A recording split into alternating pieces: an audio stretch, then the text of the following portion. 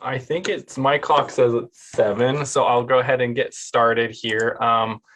My name is Dan, and I am actually the technical services librarian or collection development person at the library. So if you have any book suggestions or anything, pass them my way. Um, and just so you know, a couple quick announcements before we get started. Story time is back starting March 23rd, so we're really excited about that. The library's spring storytime sessions begin on the 23rd and will go till May 13th with weekly events for toddlers 18 to 36 months and preschoolers from 3 to 5. In addition, there'll be rhymes and songs and storybooks with Sarah, our children's librarian. Another program is the Gather and Grow Foraging Tips and Seed Library grand opening here at the library, and that's tomorrow at 6 p.m. And then another program we have coming up is a Neighborhood Around Mango Street, the Big Read event with Dr. Scott Cheesebro.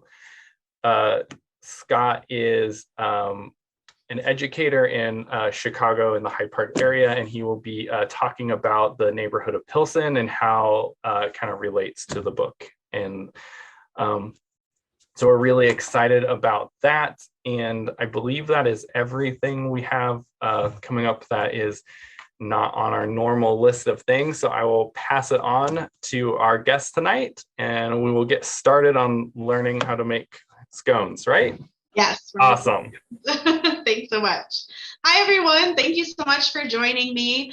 If you're not familiar with me, I am Kristin Hoffman.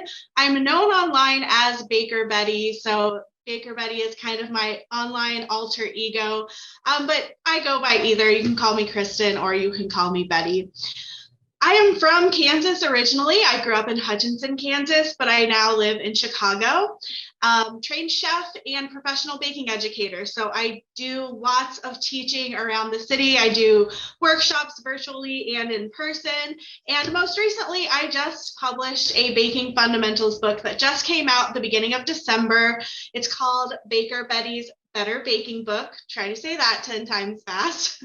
And it is all about covering basic baking science, kind of explaining the whys of baking, and really covering all of those classic mixing methods that are the foundation of learning to bake. My goal is always just to help build people's baking confidence so that you can look at a recipe and kind of immediately recognize what kind of mixing method they're using and the things you need to pay attention to in order to be successful with the recipe. So I love demoing scones because I think there's a lot of baking science involved in it that we can cover.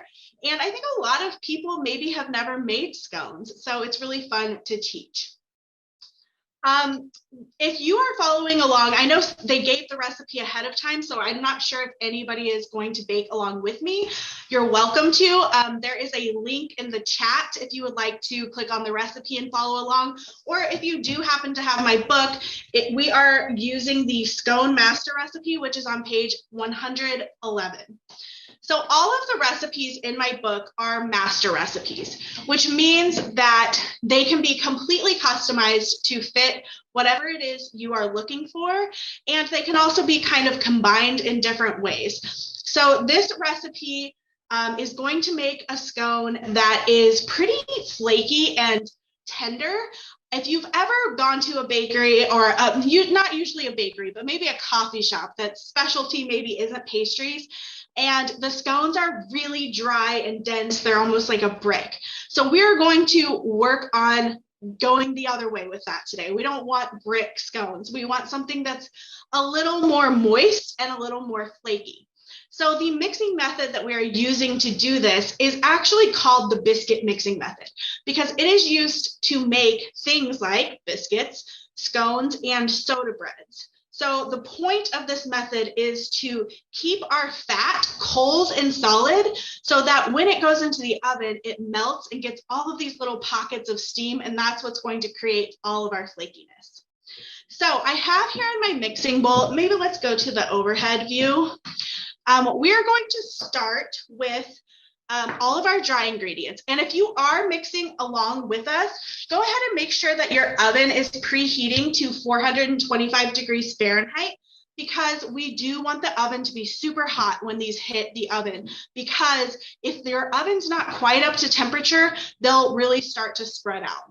So I have in my mixing bowl here flour, just all-purpose flour. I'm a big fan of weighing my ingredients. I teach that in my book, but this is 2 cups or 240 grams. So if you are really into baking, highly suggest getting a digital scale. They're very inexpensive, and it's really going to improve your baking. So I have in my bowl here the 2 cups of flour, and I'm going to add just a half a cup of sugar, which is 100 grams. And then I have a pretty decent amount of baking powder. This is 10 grams or 1 tablespoon. And then I have just a half teaspoon of kosher salt, which is just 2 grams. And we're going to whisk all of that together. Now, as I said, this is a master recipe, so you can kind of customize things as you go along here. If you would like to add any kind of spices or herbs in here, maybe you want to add cinnamon, or maybe you want to go more of a savory route and add rosemary. That would be where you would add it, here in these dry ingredients. And if you do have my book, you'll notice there are these ingredient charts that you can use to kind of help you decide what you want to add and how much of that thing to add. Let me grab my berries or my butter here. So as I said before, the point of this mixing method is to keep our butter solid.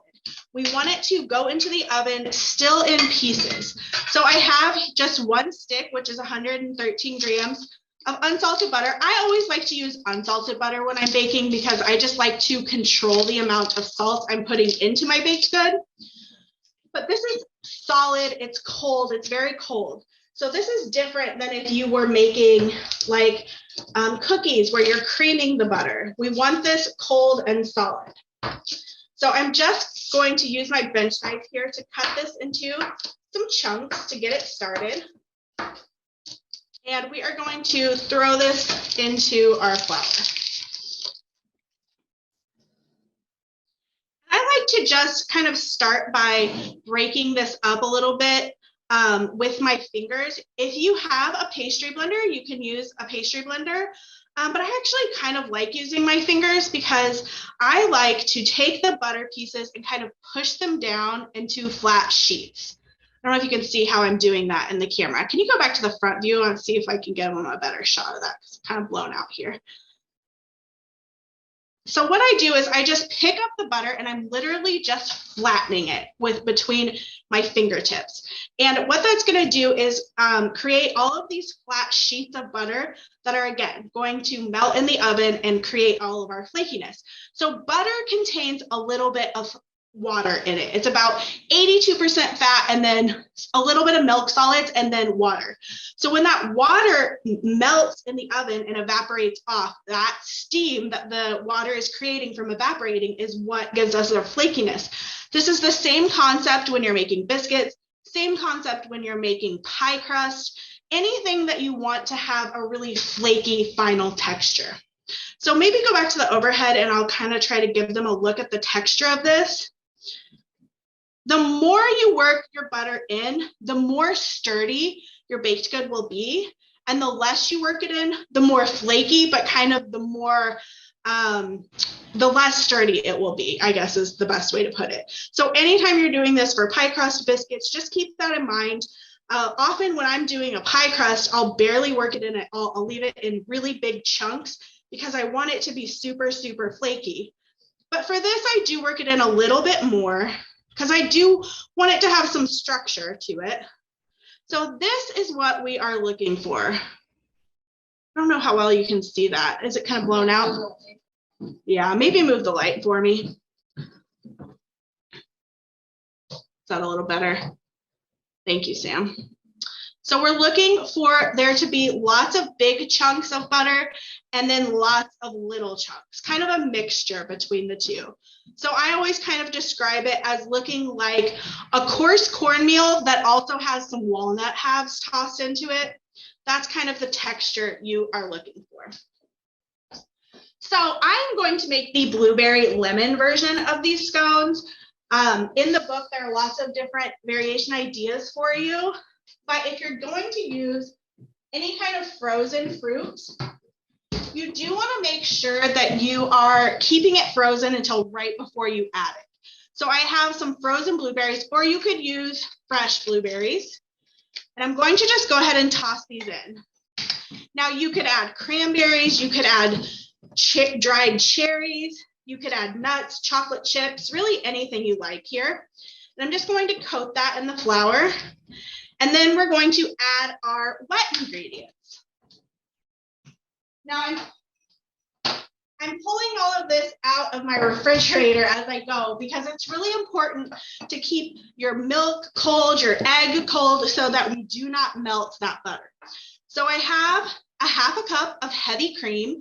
If you don't have heavy cream, you can use half and half or even whole milk, but heavy cream is going to add even more fat to our scones. It's going to keep them more tender, more rich.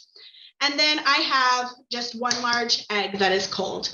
And I'm going to go ahead and add that in here and give that a little whisk together to break up that egg. Now, this is where the mixing method, the steps get a little bit crucial because when liquid hits your flour, that's when gluten starts forming. And the more we kind of mess with this dough, the more the gluten is going to form. And that's what's going to create those really dense and heavy scones. So I like to mix the egg in first so that we don't have to work to get that mixed in. I'm also going to add a little bit of lemon zest. I'm just measuring that with my heart and a little bit of lemon juice. You could do orange zest, orange juice.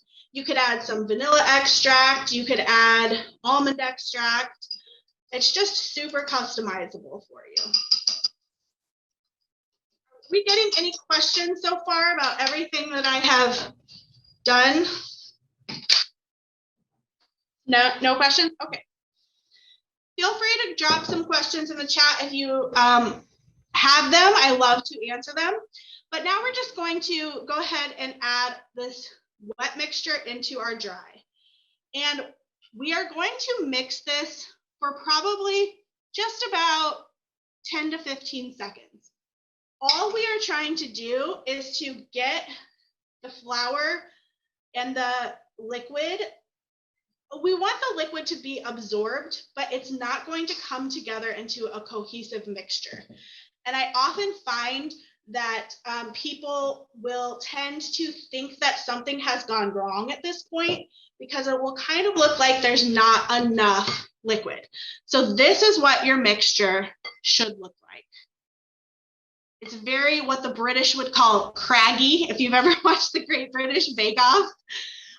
But that's what we're looking for. Do I have an alternative to heavy cream? You can use whole milk or half and half.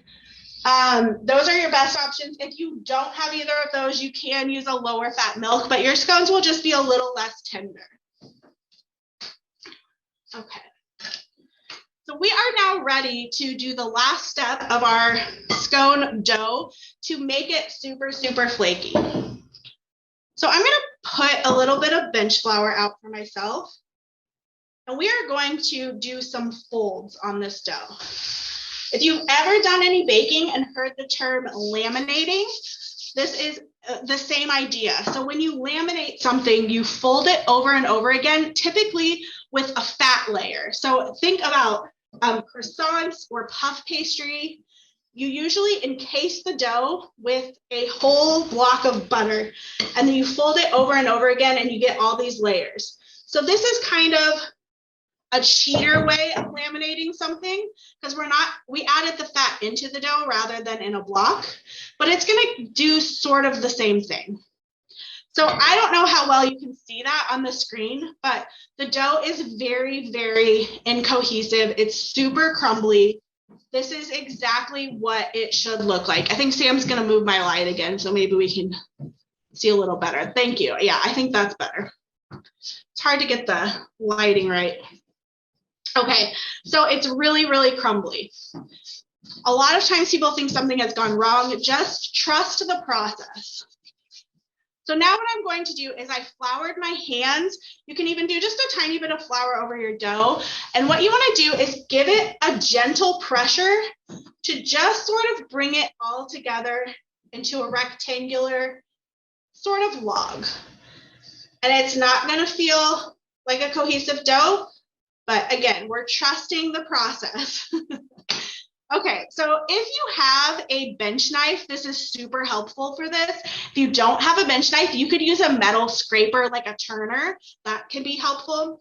But what we're going to do is we're going to get under the dough and we are just going to fold it in half. And especially this first fold, it's going to kind of crumble on us as we do that. But all we're going to do is gently press it back together. We're going to rotate it 90 degrees. And we are going to continue doing this for a total of 6 times. I am using very gentle pressure here, just enough to sort of get it to hold slightly together, but not so much that I'm bursting my berries. Some of them are going to leak a little bit out, but just a very light pressure. So that I think that was 2. This is 3. We're just creating all of those layers in our dough. Huh? Still blown out? Hello, camera. Okay.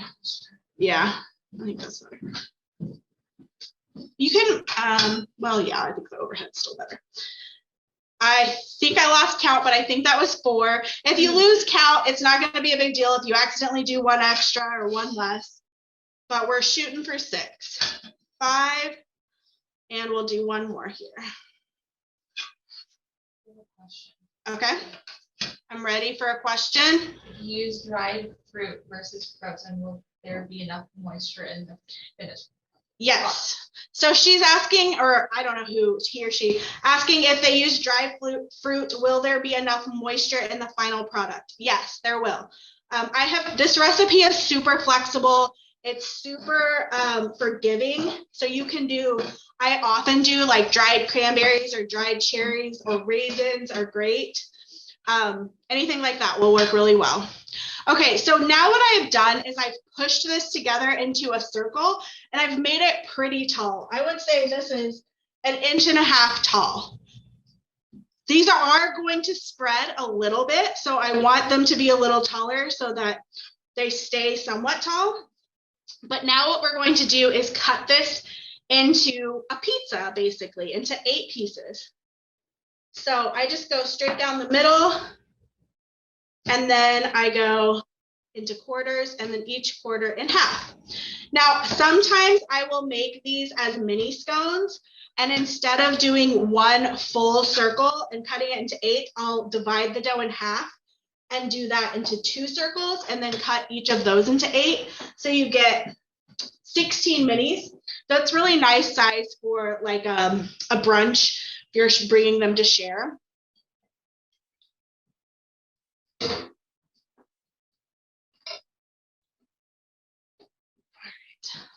right. Now I am just going to use my bench knife to help me transfer these. I just have my baking sheet lined with a Silpat. You can use parchment paper or a silicone baking mat, whichever works best for you. And that is it. Now, if your kitchen is really warm, or if you feel like your scones have warmed up a lot during this process, you might want to toss these in the freezer for 5 to 10 minutes before you bake them. That's going to give them a chance to harden up and allow the butter to re-solidify. The warmer the scones are before they go in the oven, the more they're going to spread. And if your oven isn't quite hot enough, they're going to spread too, because we want the crust of the scone to set really quickly before that butter melts and has a chance to kind of spread out and leak out of the scones. If you like, you can brush the tops with some cream, maybe sprinkle some sugar over the top. I forgot to get that out right now, so I'm just going to put them in like this, but they'll be delicious either way. And we go into a 425 oven. I think I say like 15 to 18 minutes. I don't know. I have to reference my recipe. But I'll be right back. I'm going to wash my hands and drop any questions in the chat if you have them. I'll be right back.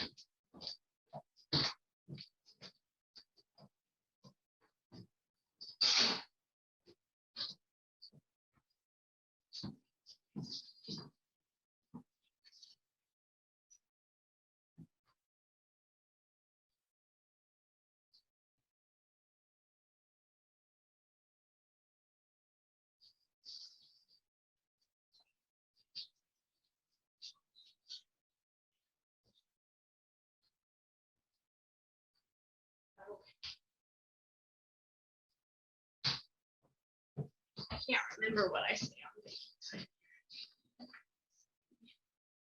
14 to 18 minutes. So I'll set my timer for like 13. We'll check them. Yeah, let's go back to the front view. And seeing a couple questions. So the oven temperature in the recipe is 425 degrees Fahrenheit. You want that really hot temperature so that the crust of the scone will set really quickly and they won't spread out too much. They are still going to spread some. You'll be surprised they look a lot bigger when they come out of the oven, but we don't want them to be like flat scones. You can use a biscuit cutter if you would like.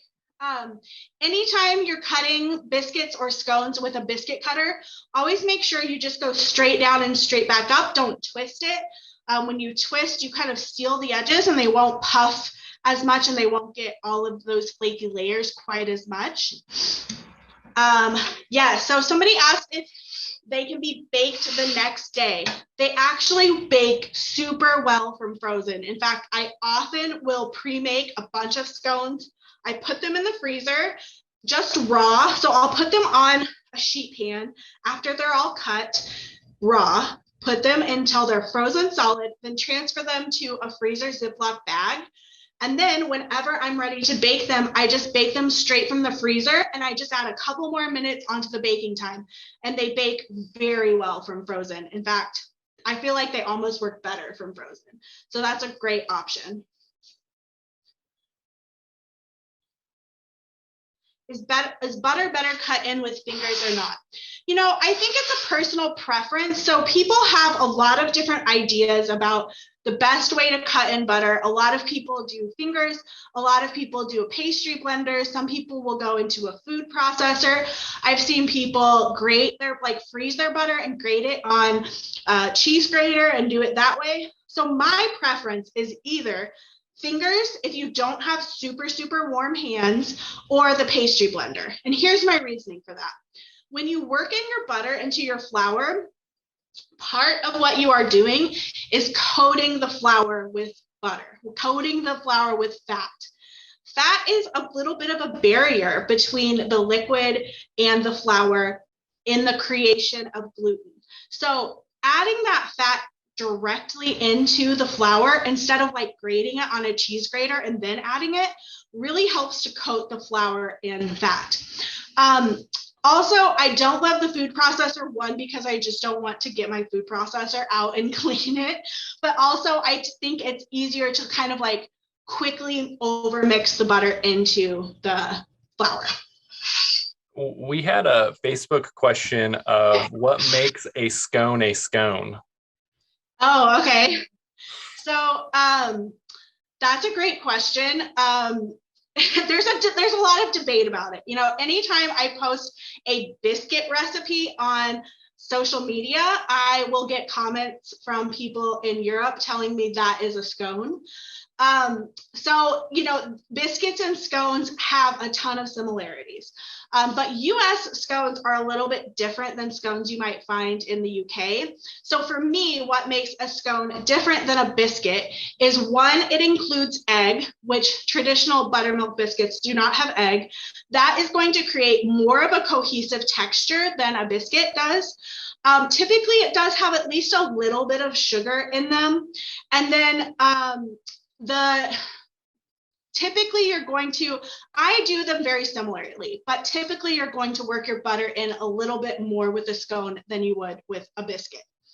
But these scones are, you know, kind of Americanized scones, what you would find in like a bakery in the US. If you were to see like an Irish scone or an English scone, they are super similar to what we would just call a biscuit. Hey, can I have you close that door? Sometimes the oven will make the fire alarm go off. Oh. That back bedroom door. Okay. Thank you. I could just tell it's probably going to go off. Any other questions?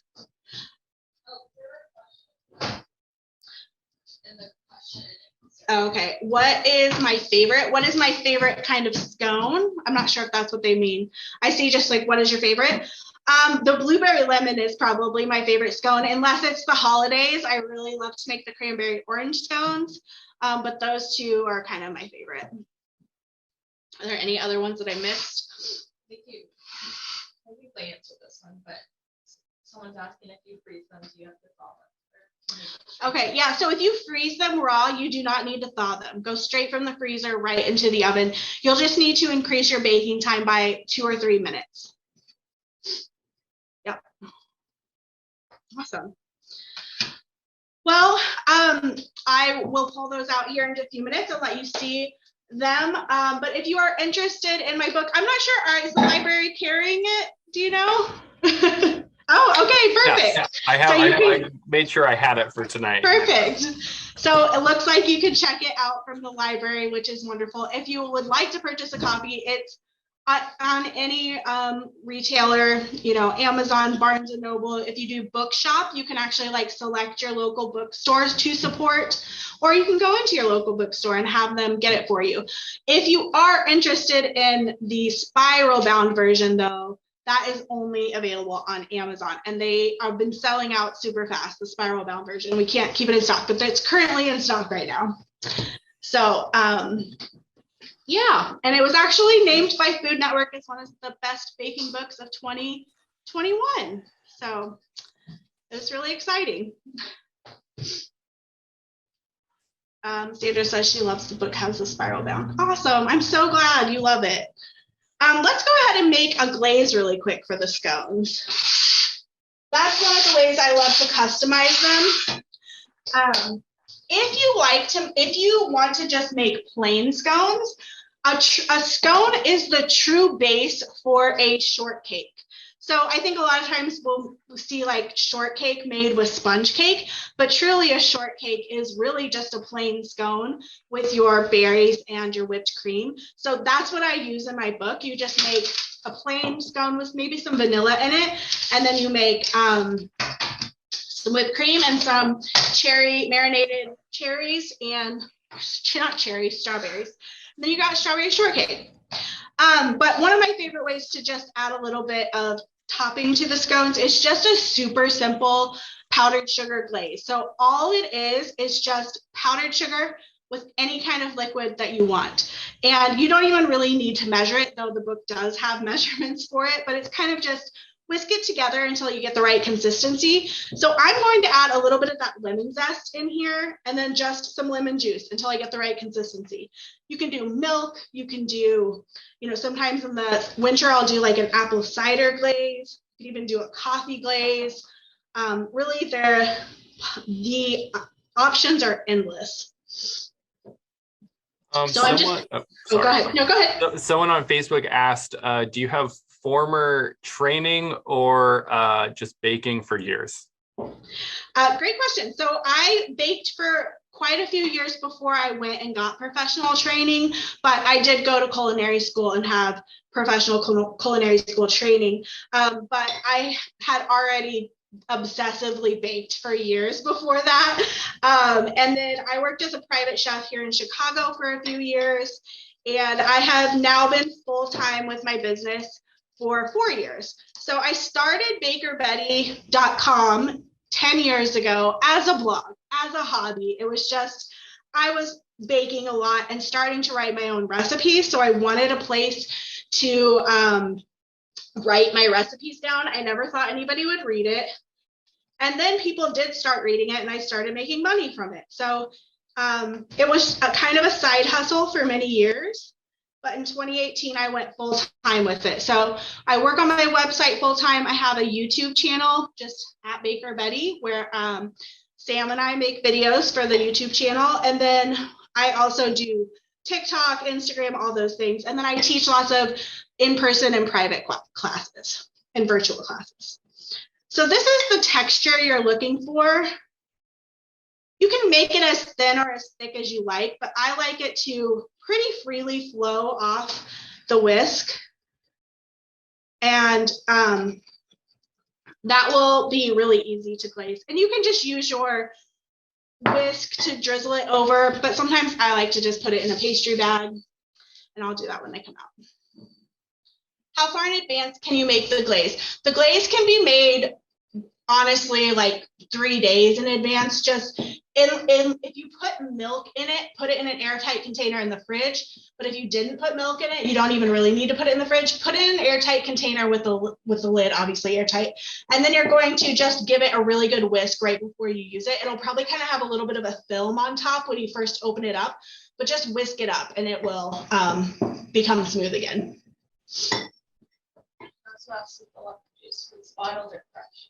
This was fresh lemon juice. I just zested and juiced an entire lemon. I put some of it into the actual scones and then some of it into my glaze. I'm always use fresh if you can. It tastes a lot better. Any other questions we're missing? No? All right.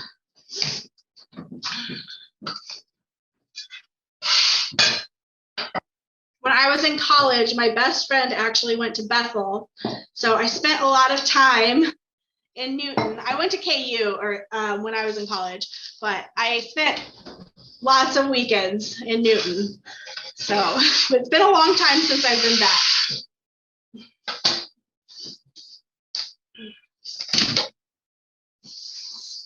Any other baking questions in general? Is this being recorded so we can come back to watch it? I think. Yes, I am recording it, and Sam will post it on we'll repost it and share whatever he does as tomorrow or the next day or something. So. Okay.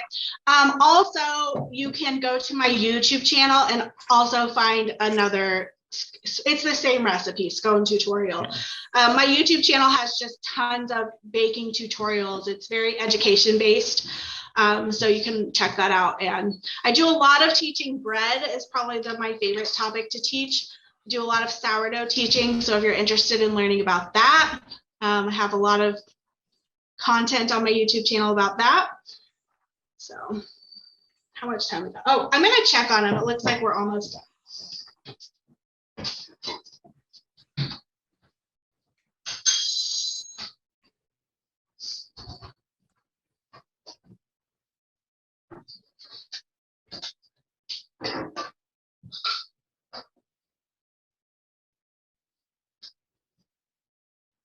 Not quite done yet.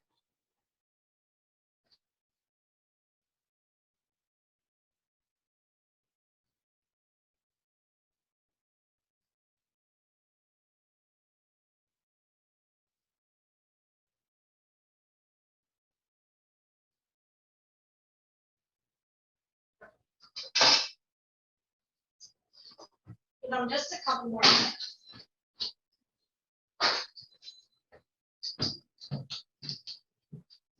Just need a little bit more time, a couple more minutes.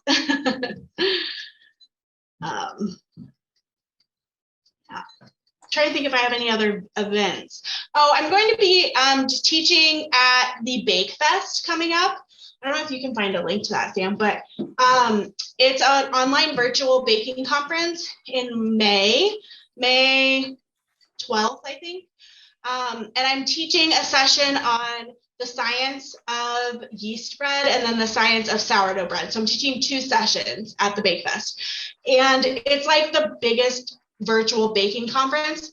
There are so many different people teaching at it. If you're familiar with Sally's Baking Addiction, she's going to be there. Erin McDowell will be there. Yeah, that's right. Sam's going to put the link if anybody's interested in checking that out. It should be a really great time. Someone on Facebook asked, is there a thing as a pumpkin scone? Yes, there is a thing as a pumpkin scone. So if you want to make a scone that truly has pumpkin in it and is not just a pumpkin pie spice scone, You do have to kind of reformulate the recipe a little bit because pumpkin has a lot of moisture in it. So actually I have a recipe on bakerbettie.com if you'd like to find that recipe, but you could easily just add pumpkin pie spice to the scone master recipe and make it sort of taste like pumpkin. But if you want to add actual pumpkin into the scone, you do have to reformulate the recipe, and it is naturally just a bit more dense because pumpkin just has so much more liquid in it. It's just a heavier ingredient. But good question. Okay. I'm not sure you answered this. Okay. If you're not serving the same day you cook, how would you store? Oh, if you're not serving the scones the same day you cook them, how do you store them? If you have time, my preference is to freeze them raw and bake them the day I'm going to actually serve them. But if that is not going to work out for you, then I would hold off on glazing them if you intend to glaze them, and just let them cool completely and store them covered with foil. You don't want to put them completely in an airtight container because they'll get kind of soggy. But just let them cool completely, and then you can cover them with foil at room temperature. And then if you want, you can just toss them back in the oven for like a minute to kind of re-crisp them up and then glaze them, or just glaze them straight from there. But my preference is to freeze them and bake them the day that I'm going to serve them. Yeah. Any other questions we missed? Would you warm before serving and glazing? So yeah, you don't want to put the glaze on completely with the scones completely hot. You definitely want them to cool somewhat. I usually let them cool for about 10 minutes out of the oven. I probably won't let them cool that long today. But the glaze will just kind of soak into them, which I kind of want it to do a little bit, but if they're too hot, it'll just like completely melt off of them. So, any other questions we missed? No? Okay, let me grab them out.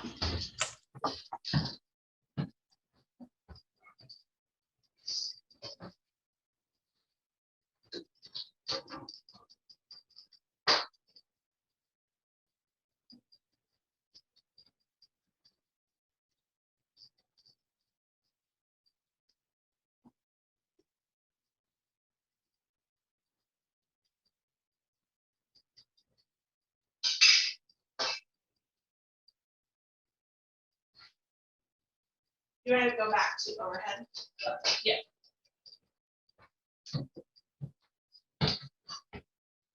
Okay, so here are our scones. You can see how big they got. They really spread and puff. If I were to have put these in the freezer for a few minutes, which is what I recommend you doing if you do have time, they would have stayed a little bit taller, but they're still going to be super flaky, delicious, moist scones. So that's it. Yeah. I'm happy to answer any other questions you have about scones, about any baking in general, about the book. But you can always email me at bakerbettie@gmail.com, and I am at bakerbettie everywhere. I'm probably most active on TikTok. I do lots of educational videos there, but YouTube, Instagram, bakerbettie.com, all the places. If we had anyone who was like watching this, who was like maybe younger or like I don't know, not as experienced as baking, do you have like any like tips on like how to get into baking and like feel confident when you're doing it? Yeah. So my biggest tips are, anytime you are going to try a new recipe, read the recipe all the way through before you do anything.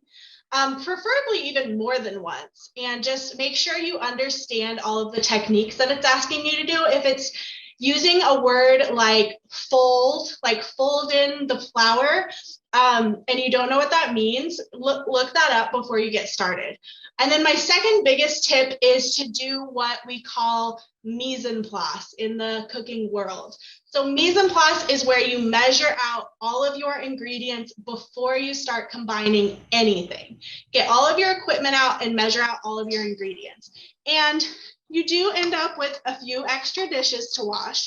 but it truly makes the whole process go so much easier. And it was what was kind of drilled into our head in culinary school, but it really does make a huge difference. Anytime I don't do my mise en place, I tend to forget something, or something goes wrong, or it's just like a messier process. So those are kind of my two biggest things. And also start with recipes that are pretty approachable. Things like muffins or drop cookies, like a chocolate chip cookie or an oatmeal raisin cookie. Those things are pretty easy to do, and it's not too hard to mess up. So they're not too easy to mess up, I guess I should say. So I would start with things like that. Other questions? I mean, how long do you how many iterations of a recipe do you have go through before it shows up it's in my a book? website. Oh, Yeah. okay. Or your website or something, Yeah, a lot. Yeah. So, I mean, when I post things on my website, I do test them very, very well. But I also know if it's going on my website, I can always change it down the road if I really decide to. But when you publish something in a book, it's very permanent. So my assistant, Kelly, who's a pastry chef, her and I very meticulously tested all of the recipes in the book many times. We also recruited some beginner bakers that were just volunteers that were very new to baking to test the recipes, because I want them to work for everyone, and I want the instructions to be clear enough that even the newest of bakers can follow them. So every recipe in the book was tested probably 10 times by me and Kelly, and then also multiple volunteer recipe testers. There was a lot of baked goods coming in and out of this house. I was constantly calling my neighbors and friends to come pick up baked goods.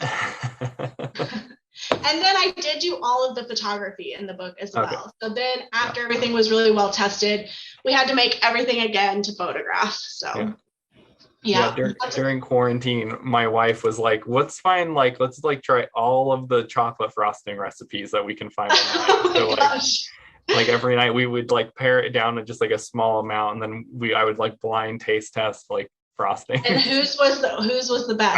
I don't even remember. I think it's an ongoing project. Yeah.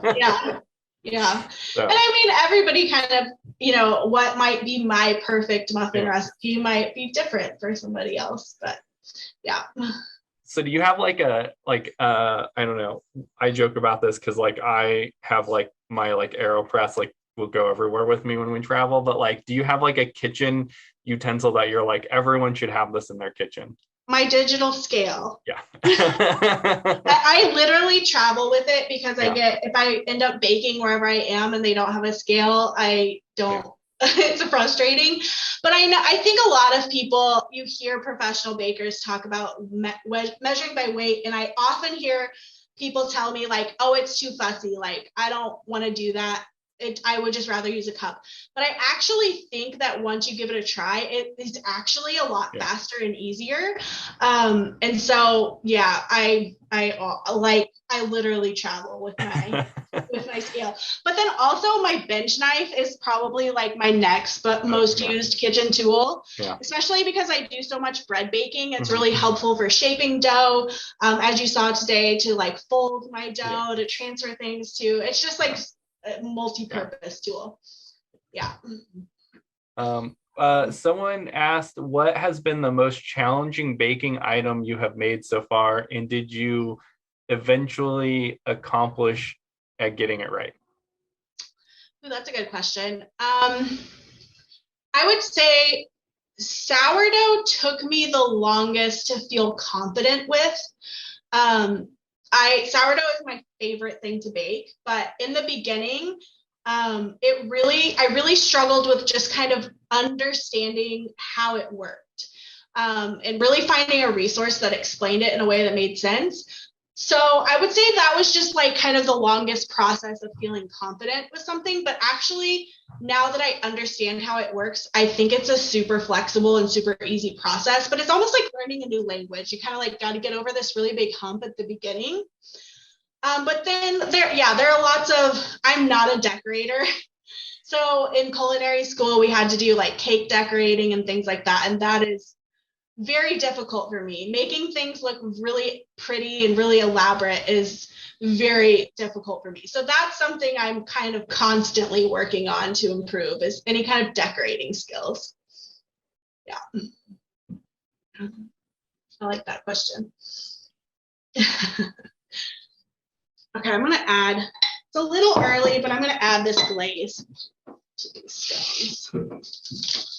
So again, you could just use a fork or a whisk to just drizzle this on, but I kind of like using a pastry bag just because it looks a little nicer, but you don't have to.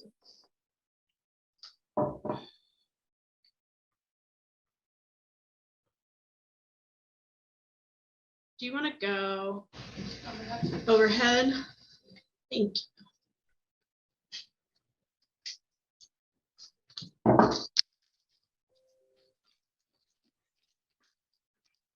And typically too, I guess I should have had my cooling rack out here. Typically I would have transferred them to a cooling rack. I guess I didn't do my mise en place very well today. But I just do a little bit of a lemon glaze over the top.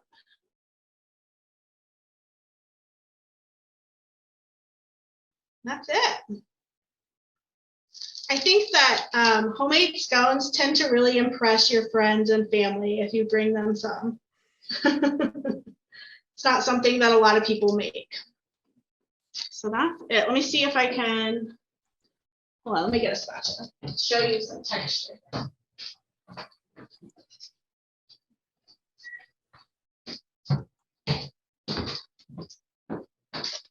Maybe go back to front. Thank you. So I don't know how well you can see the texture of these, but they're like very, very tender and flaky. They're not super dense, which I think is, you know, people tend to think of when they think of a scone.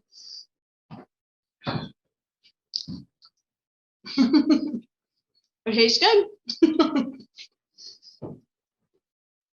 Any other questions I can answer before we sign off?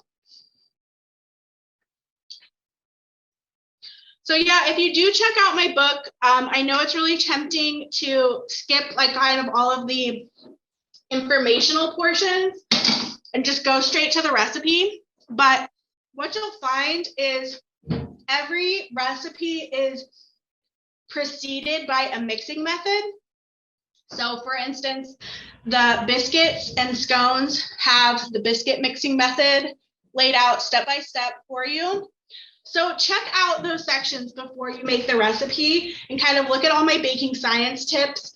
And I think it will really help improve your confidence in the kitchen if that's something that you struggle with. So.